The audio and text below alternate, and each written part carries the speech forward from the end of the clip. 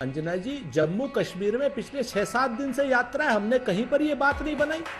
हम क्यों बनाएंगे इस बात को? हमें कश्मीर पहुंचना है, शेरे कश्मीर स्टेडियम पहुंचना है श्रीनगर में, हम क्यों बनाएंगे? जब सुरक्षा कर्मियों ने, आपने खुद राहुल जी का बयान सुना, और अभी जो सिक्योरिटी में इन्होंने कहा, जो सबसे पहले इन्होंने कहा था, मैं भूल गया, अंग्रेजी में बोल रहे थे, कुछ आवाज कुछ कम आ रही थी, तो उन्होंने कहा वर नॉट इन प्लेस करके ऐसा कुछ बोला, जो पहली दूसरी तीसरी लाइन आपने सुनाई थी। एक बार उसे फिर सुन लीजिए कि हर जगह पे ये वो नहीं थी। अगर वहां पर भीड़ आई है तो भीड़ हमारे हाथ में नहीं है। छोटे ग्राउंड में ज्यादा भीड़ थी जो उन्होंने बताया है। हाँ, उसी का हम टेक्स्ट बता रहे, छोटे ग्राउंड, हाँ, अगर छोटे ग्राउंड में ज्यादा भीड़ थी तो ये हमारी जिम्मेवारी नहीं है ना, लोकल प्रशासन की जिम्मेवारी है। आप हमको बताइए, इसको राजनीतिक उद्देश्य भारतीय जनता पार्टी क्यों बना रही है? सुधांशु, या क्या ये भारतीय जनता पार्टी नहीं जानती कि 2-2 लोग शहीद हुए इस परिवार के? क्या भारतीय जनता पार्टी नहीं जानती कि नक्सलाइट हमले में 40 लोग मरे थे जब रमन सिंह छत्तीसगढ़ के मुख्यमंत्री थे? क्या भारतीय जनता पार्टी आतंक के मुद्दे पर भी राजनीति करेगी? क्या भारतीय जनता पार्टी ये पूछना चाहती है कौन मार रहा है? क्या भारतीय जनता पार्टी ये नहीं बताना चाहती कि पाकिस्तान के आतंकवादियों से खतरा है? क्या भारतीय जनता ये नहीं बताना चाहती कि आईएसआई के ये दोस्त हैं जिसको ये पठानकोट में लेकर के आते हैं? क्या भारतीय जनता पार्टी ये नहीं बताना चाहती होम मिनिस्टर अमित शाह के स्टेज पर एक 2 लाख का इनामी आतंकी खड़ा हुआ था? हमें तो होम मिनिस्टर अमित शाह जी की भी उतनी चिंता है। भारतीय जनता पार्टी इस तरीके का खिलवाड़ बंद करे। ये निर्लक्ष्य बात है कि आप सुरक्षा पर खिलवाड़ की बात तो पूरी तरीके से सत्यापित हो गई।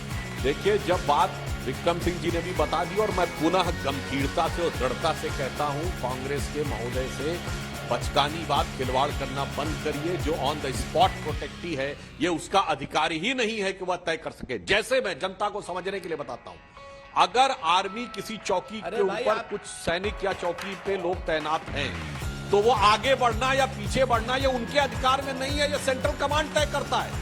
वो कमांड को बता सकते हैं कि आगे बढ़ना है पीछे। कारण क्या है कि अगर वो वीआईपी को प्रोटेक्ट कर रहे हैं, उस समय उस जगह पे रहने में ज्यादा खतरा है या उस जगह से निकलने में ज्यादा खतरा है, ये कंट्रोल रूम तय करता है। ऑन द स्पॉट नहीं तय कर सकता। और जो आप कह रहे हैं सुरेंद्र राजपूत जी, डिस्टर्ब मत करिए मान्यवर, डिस्टर्ब मत करिए। आपको जो बोलना था बोल चुके। जो बचकानापन है वो जनता के सामने दिख रहा है।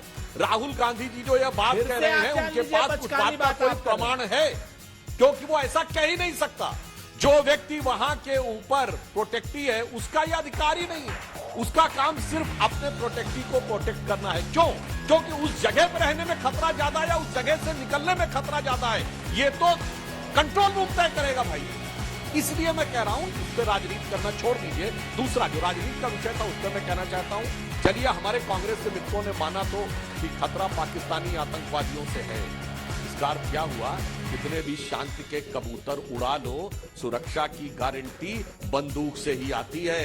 अगर बंदूक की सिक्योरिटी नहीं दिखेगी तो ये जो आप लोग कहते थे हाँ सब बिल्कुल मिल के रहेंगे, वो लोग, कुछ लोग ऐसे होते हैं जिनकी फितरत ही ये होती है। यह भली भांति समझ लेना चाहिए। अच्छा हुआ कि आपको यह समझ में आ गया कि आतंकवादियों को रोकने के लिए सुरक्षा बल ही चाहिए, और सुरक्षा बलों पे कार्रवाई करने पे जो आप लोग ह्यूमन राइट्स की बात, जीरो टॉलरेंस की बात और उनको सड़क छाप गुंडा कहने की बात कहते थे, आज माफी मांगना चाहिए। वो अपनी जान जहमत पे डालकर नेताओं को बचाने का प्रयास करते हैं। और तीसरी बात, मैं इस विषय से अलग हटके अंजना जी थोड़ा एक आम जनता को भी कहना चाहता हूँ। ये केजरीवाल जैसे लोग जब आके कहने लगे थे ना, मैं वीआईपी सिक्योरिटी नहीं लूंगा, मैं तो ये नहीं लूंगा, वैसे तो आप तो सब ले रहे हैं।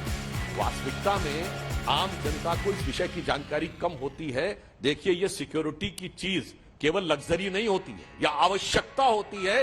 यह बात साफ दिख रही है आज यहां पर भी, और केजरीवाल जी को भी दिख रही है। तो ये दुष्प्रचार किया जाता है कि साहब सिक्योरिटी केवल एक लग्जरी, उदाहरण के लिए अगर जनता को कष्ट होता है जब लोगों को रोका जाता है, पर वो उनके हित के लिए होता है। जैसे स्वर्गीय राजीव गांधी जी की जब हत्या हुई तो 1 दर्जन लोग तो बिना वजह मारे गए ना, जो उनके आसपास वहां मौजूद थे। उन लोगों का लक्ष्य तो केवल उनको मारना था। तो कई बार क्या होता है कि जिस वीआईपी को लोग टारगेट करने आए, उस भीड़ में वो अगल बगल वाले को भी कोलेटरल डैमेज हो सकता है। इसलिए ये सारी चीजें की जाती हैं। तो ये मैं एक सैद्धांतिक बात भी कह रहा हूं जो जन सामान्य को भी समझनी चाहिए, और राजनीतिक बात के लिए मैं कांग्रेस के प्रवक्ता की इस बात को स्वीकारोक्ति करता है कि उन्होंने मान लिया कि ये जितने भी आतंकवादी हैं वो बंदूक की गोली से समझते हैं, शांति के कबूतर उड़ने से नहीं समझते। और तीसरी बात बिल्कुल टेक्निकल बात है, on the spot security guards को ये कोई उनका ड्यूटी में ही नहीं है, या असंभव है कि वो ये कह सके कि आगे जाना या पीछे, क्योंकि वहां पे खतरा ज्यादा है या आगे खतरा ज्यादा है, ये उनका अधिकार नहीं है, ये कंट्रोल रूम का अधिकार है। और 25 कंपनी जो तैनात है, विक्रम सिंह ने कहा अक्सर जिले में इतनी नहीं तैनात होती है, उसके बावजूद अगर आपको ये लग रहा है तो मुझे लग रहा है कि मेरे मन में, आपके मन में कहीं कोई दूसरा मंतव्य था। 25 कंपनी अगर किसी के पास हो, 15 पैरामिलिट्री फोर्स और 10 कंपनी जेएमके पुलिस की, कोई ऑफिशियल कम्युनिकेशन नहीं, कोई आपके पास ऑफिशियल प्रूफ नहीं अवेलेबल है कि किसी ने आपसे कहा, और यह काल्पनिक आधार के ऊपर करना मेरे विचार से एक बार पुनः कांग्रेस सुरक्षा पे राजनीति करने का कार्य कर रही है, जो सर्वथा अनुचित और निंदनीय है। चैनल को सब्सक्राइब करें, वीडियो को लाइक करें, शेयर करें।